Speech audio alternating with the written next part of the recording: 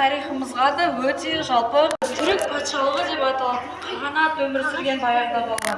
Алдымызда тұрған ескерткіш осы түрік деп аталатын қағанаттағы әйгілі мемлекет қайраткері, әскербасы, қолбасшы, яғни бір сөзбен айтқанда батыр болған күлтегін ескерткіші екен балақайлар.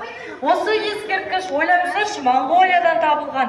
Сонымен біз қазір қай тілде жазамыз?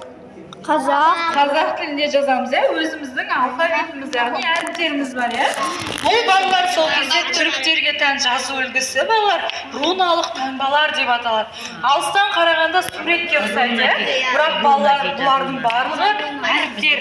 Күлтегін батырдың осы жерде өмір баяны және өмір сүргендегі бүкіл жетістіктері жазылған екен. Қазір енді оң жақ бөлігіне өтеміз. Мұнда балалар Абонымен жазған түрікке. Мұнда балақайлар Күлтегін батырдың 731 жылы жанындағы адамдары көре алмау салдарынан у беріп өлтіреді Күлтегінді. Сөйтіп, оның ағасы Білге Қаған, яғни патша, інісіне арнайы Қытайдан осындай тас мүсіндерді жасайтын шеберлерді шақырады. Сөйтіп, ол шеберлер қолмен ұстамаймыз, екі тілде жазады ескерткішті. Руналық тілде және бұл иероглифтермен, Осы бөлімде Білге Қағанның інісіне жазған жоқтау, еске алу сөздері жазылған екен.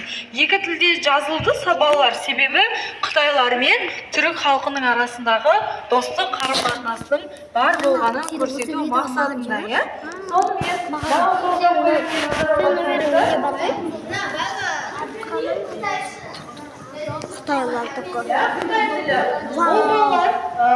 төменде қай жануар бейнеленген? Тасбақа, дұрыс айтасыздар. Тасбақа қанша жыл өмір сүреді, білеміз ба? Тасбақа балалар 300 жылға дейінгі уақыт өмір сүреді. Сондықтан да тасбақаларды сол кезеңде, осы ұзақ өмірдің символы, яғни мағынасы ретінде тасбақаларды қолданған екен. Үш қатарлы бұл Күлтегін батырдың ағасы болған Білге патшаның ескерткіші. Мұнда да руналық тілдермен жазылған Білге патшаның өмірі, сосын кейін оның ақыл ойлары, сөздері, кішкентай жалпы өзінің артында қалған ұрпақтарына арналған сөздері жазылған екен осы ескерткіште. Қазір енді балақайлар, келесі залымыздың жоғарғы бөлігіне Продолжение каналда.